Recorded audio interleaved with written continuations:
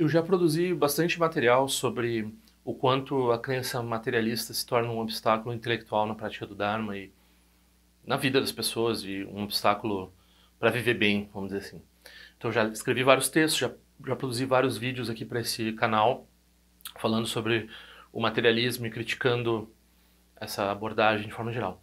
O que faltou, eu achei importante porque eu recentemente vi várias ocasiões em que tem budistas falando sobre, por exemplo, teoria de skandhas, etc. E, curiosamente, usando uma perspectiva, se não escancaradamente materialista, implicitamente materialista, para falar dos ensinamentos budistas. Mas no budismo não há conceito de matéria. E o conceito de matéria na nossa história, também o conceito que a gente usa de matéria hoje em dia, ele não é óbvio, ele não é dado, ele não é coerente, coeso e assim por diante. Então eu vou falar um pouco sobre esse aspecto, porque nós temos, devido à nossa educação, devido à cultura que nós estamos imersos, essa questão de ver as coisas de forma materialista. Então não é eu, não é, é todo mundo que está imerso nessa ideologia. É uma coisa que tem a ver com essa palavra ideologia, que tem a ver com essa palavra de crença não examinada, né? Então parece que a ciência corrobora materialismo e assim por diante, mas na verdade não é nada disso.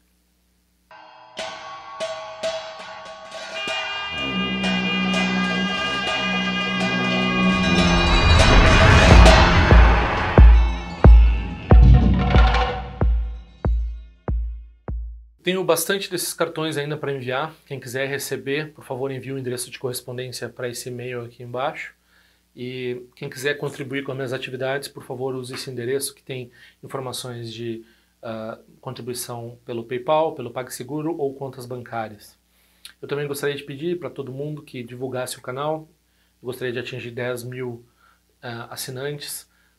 Curtam os vídeos, comentem e passem adiante, por favor, me ajuda bastante.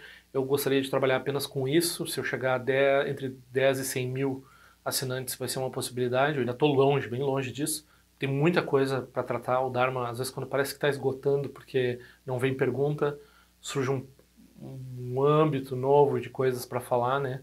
Só pode ser a nossa mente pequena que vê que, na minha mente pequena, no caso, que acha que não vai ter o que dizer logo em seguida sobre os ensinamentos do Buda, né? Nossa, tem muita coisa para aprender e para depois repassar, né? Então, em primeiro lugar, eu vou dizer que na descrição aqui desse vídeo tem bastante material sobre esse assunto, talvez tudo coletado num único link que eu vou botar, que é de um texto do tsao.org, que no fim dele tem os vídeos todos aglomerados sobre o assunto, tudo que eu escrevi sobre o assunto e assim por diante.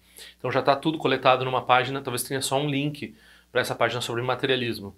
E eu também recomendo, eu não tenho certeza se esses vídeos estão nessa página, se não tiverem eu vou colocar o link adicional, os vídeos sobre a palavra natureza no budismo, porque tem a ver, né? Então physis, natureza é o que hoje a gente chama de matéria, né? Porque já começa por aí, tem uma conflagração desse termo, né? Então matéria para nós, no sentido usual assim do termo, é uma coisa sólida. Então, se a gente for falar de, de materiais, né, a gente não está falando de gases, não está falando, assim, num sentido bem comum, assim. Com certeza não está falando de luz, não está falando de magnetismo, Wi-Fi, todo esse tipo de coisa. A gente está dizendo que isso aí, não, isso aí, cientificamente falando, quando a gente usa o termo matéria, a gente está incluindo todos esses fenômenos físicos, todos os fenômenos naturais. Então já tem uma discrepância entre o nosso uso convencional do termo, que é designar principalmente coisas sólidas, né, e o nosso uso técnico do termo, que é designar tudo que pode ser examinado pela ciência. É mais ou menos esse o critério. Então, se algo pode ser examinado pelos instrumentos e pelas teorias científicas, esse algo é considerado material. Ao longo da ciência, a gente teve várias transformações do que era ou não considerado material.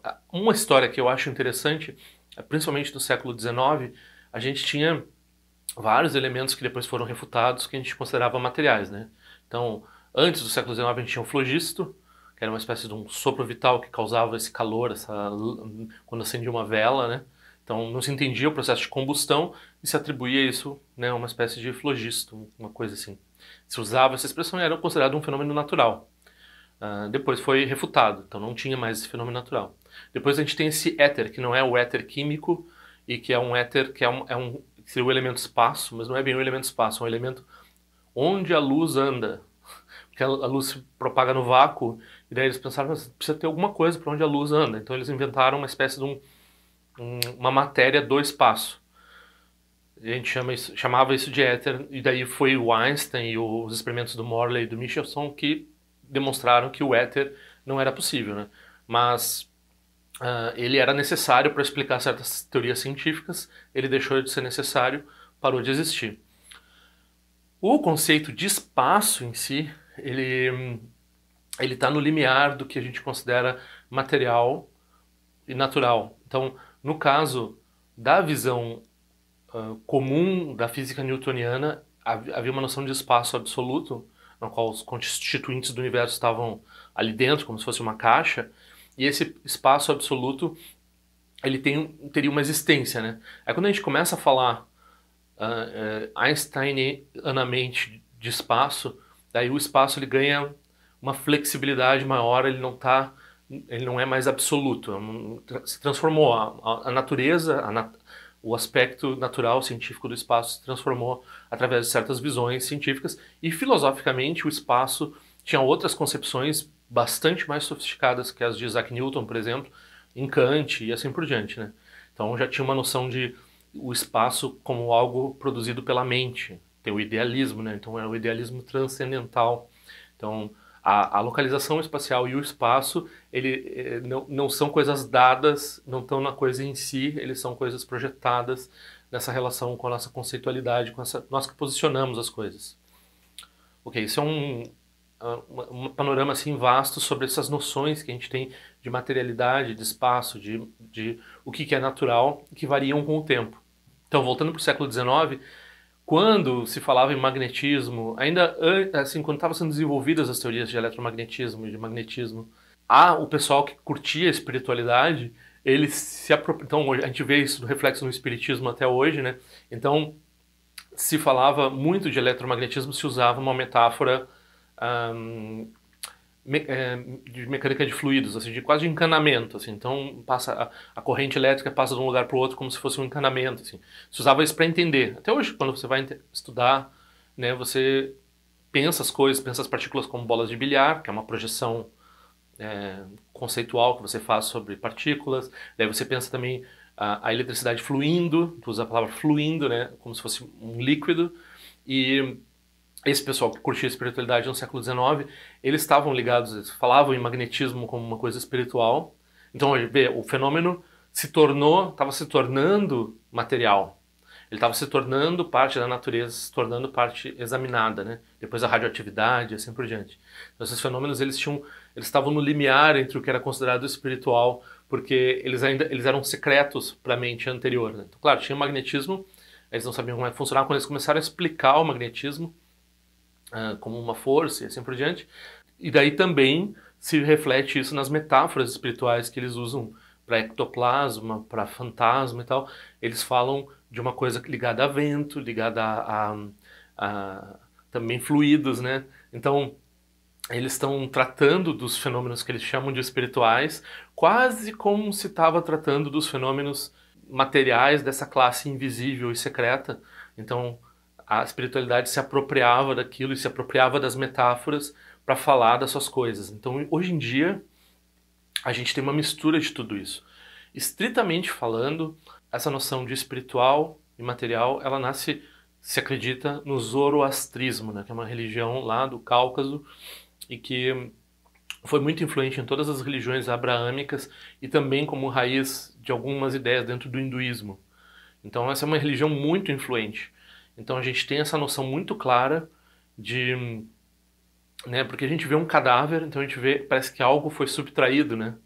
Então essa coisa que foi subtraída de uma pessoa que morreu, a gente diz que era aquela coisa que a ânima, aquilo que animava a pessoa não se mexe mais, deixou de ser animada, né? Ela não está mais animada. Então isso é o que a gente chama de alma.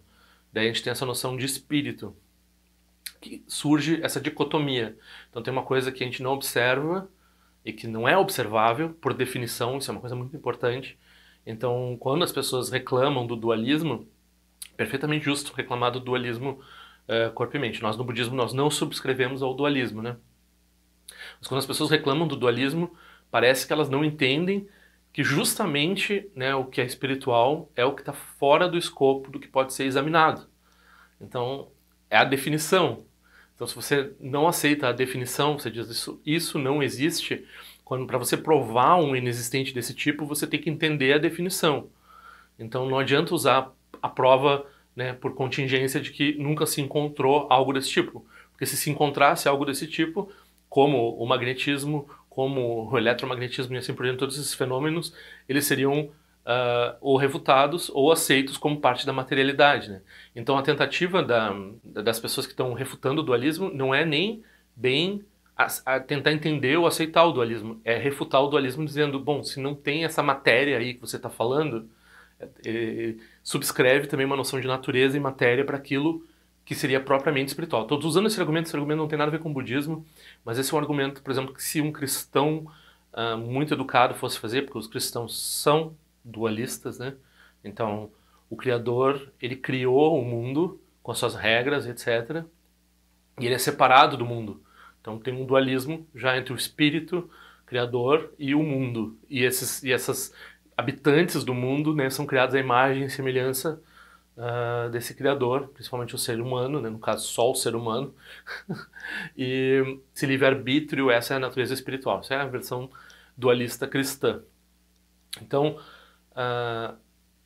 nós estamos no meio de todas essas ideias, certo? Nós estamos no meio do dualismo cristão, do dualismo cartesiano, do materialismo muito forte da ciência, que é uma ideologia, que é um cientismo, não é uma ciência.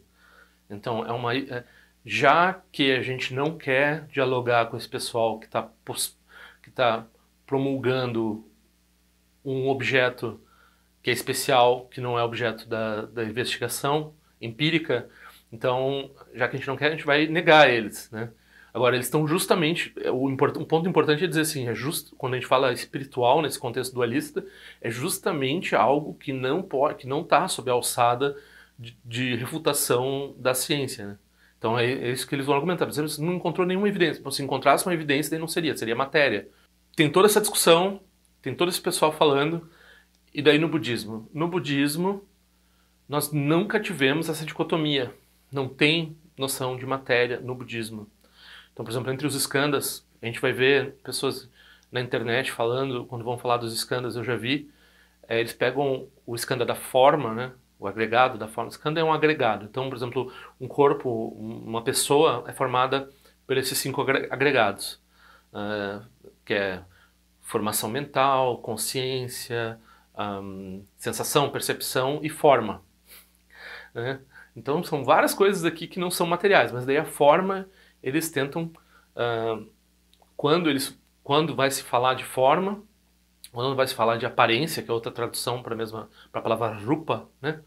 A palavra rupa se torna, primeiro, uma noção, vamos dizer assim, cotidiana de matéria, ou seja, coisas sólidas, e depois uma noção cientificista do que a gente chama de natureza, coisa natural, de coisa examinada pela ciência.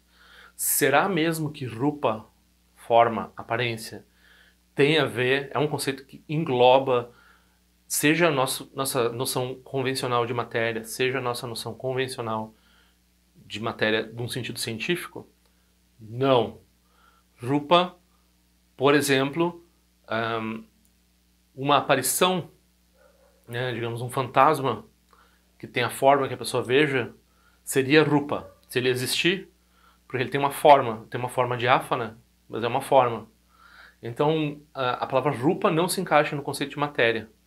A palavra rupa tem a ver com um pouco o que seria forma aristotelicamente falando. Não é 100% a mesma coisa, mas é um pouco por aí. É um pouco como a matéria se dispõe, o que é natural se dispõe. Mas a gente não tem uma noção do que é natural, né? Não tem no budismo uma concepção do que é matéria ou do que é natural. Natureza e matéria são conceitos gregos, são conceitos que a gente está trazendo, assim, está tentando colocar para dentro do Dharma. O Dharma não trabalha com esse, não é um dos Dharmas, uma das categorias de coisas com que o Dharma lida. É uma das coisas, uma categoria de coisas com as quais nós precisamos lidar, porque faz parte do nosso jargão. Então a gente usa a palavra matéria, a gente usa a palavra natureza, e a gente tem vários sentidos para isso, os sentidos não são coerentes, os sentidos não são completos. Nós não somos filósofos, e mesmo que quando as pessoas são filósofas, elas desenvolvem uma teoria particular que não tem nada a ver com o uso tradicional desses termos, é mais uma coisa para aprender, né? Não é uma coisa que diga realmente alguma coisa sobre o que realmente há, né? O que é muito importante é entender, por exemplo, o Buda, ele falou em corpo e mente. E um dos ensinamentos importantes do Buda é que ele está dizendo assim, corpo e mente não devem ser vistos de forma separada. Então ele é absolutamente não dualista, né? Então aí o materialista fica super feliz, ele diz, óbvio, quando eu estou apaixonado é ocitocina, é meu cérebro se dispondo de certa forma, e o Buda está totalmente de acordo comigo, por quê? Porque a mente e o cérebro é a mesma coisa e se reduz ao cérebro, né? Então fica super feliz quando ouve o Buda dizer que a mente e corpo são a mesma coisa. Aí o Buda diz também, não se deve pensar mente e corpo como a mesma coisa. Não se deve pensar nem de um jeito, nem do outro jeito. Mente e corpo são conceitos, ok? Então, aí o materialista não gosta, né? Daí o dualista gosta. Daí o dualista pensa, o Buda disse que tem uma coisa que é diferente do corpo e que opera o corpo como se fosse uma marionete, sei lá.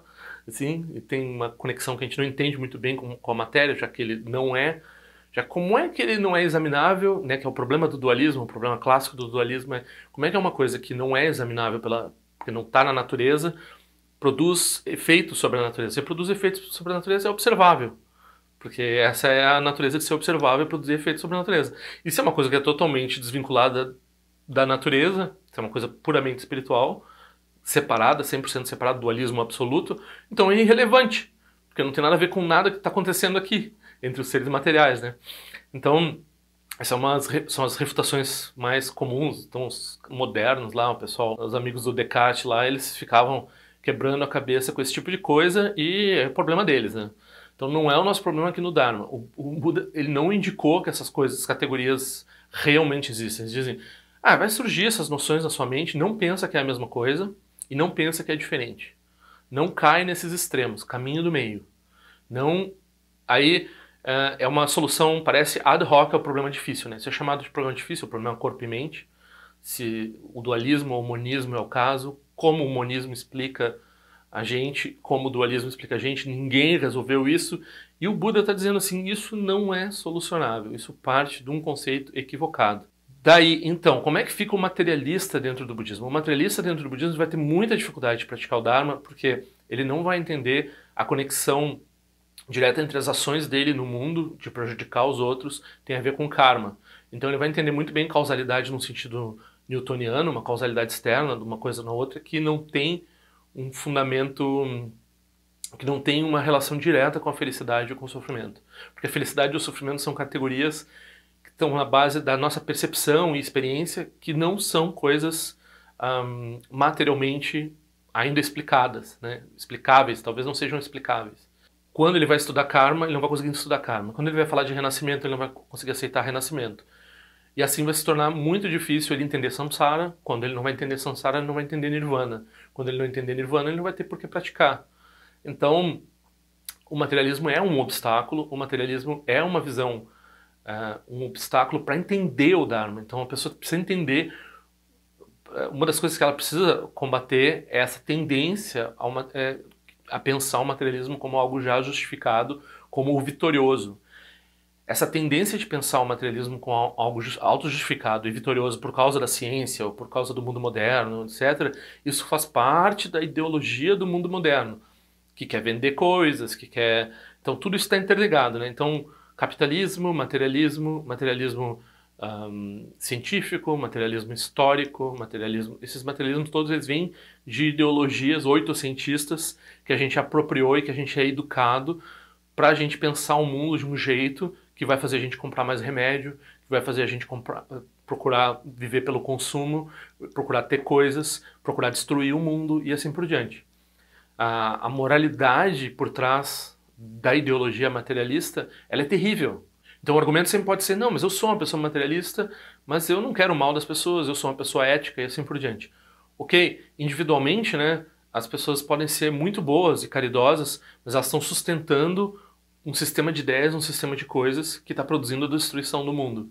Então, o que a pessoa é por inclinações dela, ou sabe-se lá como ela explica que ela seja ética, compassiva e etc., dentro de uma perspectiva materialista, e tem várias teorias que vão tentar, com muita dificuldade, trazer ética e materialismo, coisa que na época do Buda não tinha, né? Quando o Buda refutava os materialistas eles eram puramente hedonistas, eles não estavam nem aí para a ética, então eles eram relativamente mal vistos e relativamente fáceis de criticar. Hoje em dia não, o materialismo ele se armou, né, de várias teorias subalternas para poder existir de forma respeitável, como ele existe, como ele é a ideologia hegemônica na nossa cultura. Mas, se a pessoa tem interesse no Dharma, ela precisa examinar se essas ideias têm consistência, se essa justificação circular de que tudo que existe é o que eu observo, então o que eu observo é o que existe, se esse tipo de se isso configura uma justificação, se isso pode configurar uma justificação, não pode configurar uma justificação. Quando a pessoa ouve esse tipo de coisa, ela pensa, não, mas então está justificando o dualismo. Não, nós somos budistas, nós não estamos justificando uma teoria metafísica a respeito das coisas. Quando a gente fala materialismo, isso é um argumento muito no meu texto, que é uma ironia, né? Então, porque as pessoas que são materialistas, elas dizem, não, eu sou contra a metafísica, não gosto dessas coisas sobrenaturais. Metafísica quer dizer sobrenatural, a tradução, né? Porém, quando a gente está falando de materialismo, isso é uma teoria metafísica, isso aí é um pensamento metafísico, é uma subscrição metafísica, é uma visão de mundo metafísica. A gente está negando o que é espiritual e dizendo que só o que existe é material. Ok, a gente está promulgando uma teoria geral das coisas, do substrato das coisas, está dizendo o que é o substrato das coisas, essa coisa material. A natureza é assim. O que é a natureza? A natureza é assim. E isso é o que a gente chama de metafísica, né? Metafísica é fazer esse tipo de escolha. No budismo a gente não tem metafísica. Não quer dizer que a gente não tenha sobrenatural, nesse sentido popular, né? A gente tem... O que a gente não tem é uma teoria final a respeito da natureza das coisas. O definitivo não é estabelecido. Então o Buda diz, não é corpo e mente a mesma coisa, e não é corpo e mente são coisas separadas. Ele está falando de corpo e mente, que são coisas bem ligadas a uma pessoa. Ele não está falando de materialidade no sentido que a gente entende. As pessoas vão falar de budismo, elas usam a palavra universo, né? Então até mesmo a palavra universo, ela não é bem presente no budismo. Quando a gente vai fazer tradução e etc., a palavra louca, mundo, ela envolve uma percepção da pessoa com relação a onde ela está. Então tem o ser que está no mundo. E nunca se usa no singular, são mundos. São muitos tipos de mundos, muitos tipos de percepção. Aí a pessoa vai dizer, ah, mas então é tipo o Everett, é tipo uma interpretação quântica de muitos mundos. Não. Todas essas interpretações quânticas, né, tem várias, 9, pelo menos, populares. Agora essa série Devs está falando bastante sobre isso. É bem interessante essa série, eu recomendo. Nenhuma delas exatamente é a visão do Dharma. Então, nenhuma delas vai fechar com o que o Dharma propõe. E a gente tem que tomar muito cuidado com isso. E a interpretação de Copenhagen, que é a mais próxima, ainda calcula muito bem, ainda está muito de acordo com a física, não precisa ser refutada, ela só é refutada porque eles têm lá outros problemas filosóficos lá com relação ao antirrealismo e assim por diante. Talvez isso seja um assunto paralelo, mais complicado, mas de toda forma é importante pensar isso. Rupa, né, forma, não é a mesma coisa que matéria, e no budismo não há um conceito de matéria, não há um conceito de natureza. Natureza no sentido physis, né, que a gente usa para a palavra física. Então não tem uma coisa de... um mundo externo configurado de acordo com regras feitas por um criador ou de outra forma. No budismo não tem um criador, não tem um mundo externo. Isso daí tem dúvidas dentro do Dharma se em algumas formas de budismo tem um mundo externo, mas igual o mundo externo não se configura como uma physis, como uma natureza que tenha regras do tipo que a gente examina na ciência. Aí, mas a ciência funciona e tudo está funcionando, e daí então essas ideias budistas estão antigas Não, o que funciona não é o que funciona para fazer foguete, para fazer bomba atômica. O que funciona é o que funciona para produzir em você essa experiência que é livre, que traz benefício para os outros, que não prejudica os outros e que traz benefício para você, que você tem uma vida boa. Isso é funcionar. Funcionar não é o seu computador, funcionar não é o seu respirador quando você está com problema lá do coronavírus. Isso é muito bom, muito positivo. Claro, você precisa de muita coisa que a ciência provê, e muita coisa que a ciência provê causou muito problema, né? Então a gente tem esse tipo de problema hoje em dia porque as epidemias são pandemias, porque a gente não está isolado porque tem avião. Então avião é uma coisa maravilhosa, mas avião causa esse tipo de coisa, né? As pessoas estão viajando muito rápido para tudo que é lado, aí dá esse problema. Então Sansara é um cobertor curto. Tudo que a ciência provê de bom para nós vem com 10 outras coisas problemáticas por trás. Então não tomem refúgio na ciência. A ciência é só uma coisa que existe no mundo, não tem nenhum valor nela. Valor intrínseco de dizer para você como viver bem, de dizer para você o que é uma vida boa, o que é beneficiar os outros, o que é trazer benefício a si próprio. Isso daí a gente chama de Dharma. Dharma não tem essas categorias, não tem essas categorias de material e espiritual, não tem nenhum desses problemas. Se você precisa se livrar desse obscurantismo para entender o Dharma. Isso não significa negar a ciência, de forma alguma, significa negar o cientismo, significa negar a ideologia por trás desse materialismo. Pelo contrário, daí você aceita melhor a ciência, porque você não tem esse obstáculo. Ok?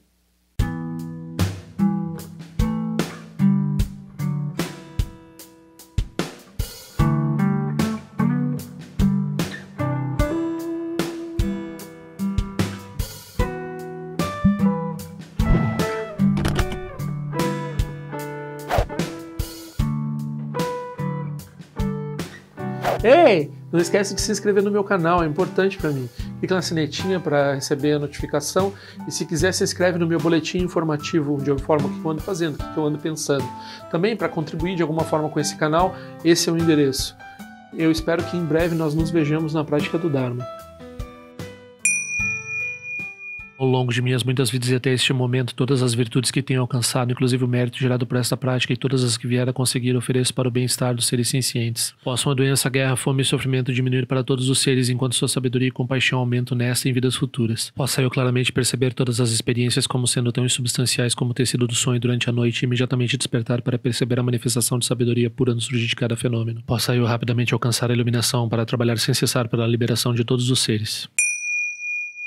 Nirawe Korajinga Sumpano Neoma Lundikwene Tirezin Watenjin Jasoeza Pekajar Produtendiante. Om Soati Diamante Champion Sawa com Chatuzio Zetai by Mediano Tutu Permanente Jogi Sasunda do Tendiante. Time Quene Pema Sambal Sasonagem Deseno Pai Garjuan Shuju do Pegu com Sedestintes em Darshinjo. Jigmetu Jutru Panangue Wachatungo do Pateno Muyeng com Pamalora Sanelundo Tileta do Tendiante. Pemejason Pemeris Uji Pemetan Lati com Zisuan Pemonte de Droma de Sojino Nibemelun de Drujante. Penenjoane Chimpote Payuri Nepadan de Basipete Bundan com Seja Sentendiante. Tu Son Sanjaguru Rinpoche quando condado o Wajimbo Jabarche com seu tutor da poça só de pessoa tinha lá do sushi não se mueve de chuva dançam balão de dropa gelo uma rumba zaguru pema cede que loja som de loja exaliença som de papel do jusho som não guarda miral do sungele show